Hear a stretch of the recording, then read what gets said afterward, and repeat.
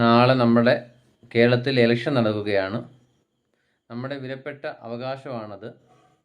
വിനിയോഗിക്കുക. ആരും വോട്ട് ചെയ്യാണ്ടിരിക്കരുത്. പലർക്കും പല പാർട്ടികൾ കാണും, എനിക്കും ഒരു പാർട്ടി കാണും. എന്നിരുന്നാൽ പോലും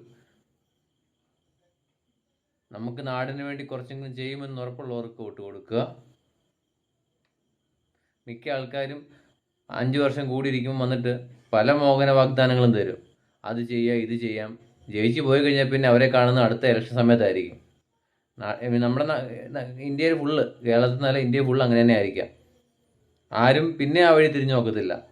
ലാസ്റ്റ് വരുന്നത് എന്തെങ്കിലും ഉദ്ഘാടന പരിപാടിക്കായിരിക്കും ലാസ്റ്റ് കാണുന്നത്.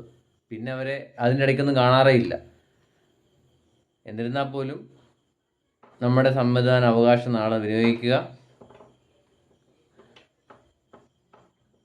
ഈ 3 കൂട്ടിൽ ആരെങ്കിലും ഒരാൾ ജയിക്കും, അത് നമ്മുടെ നാട്ടിൽ തീർച്ചയാണ്. എന്നിരുന്നാൽ പോലും നമ്മുടെ അവകാശം നമ്മൾ വിനിയോഗിക്കുക. ആരും മറക്കരുത്. എല്ലാവരും പോയി വോട്ട് ചെയ്യുക.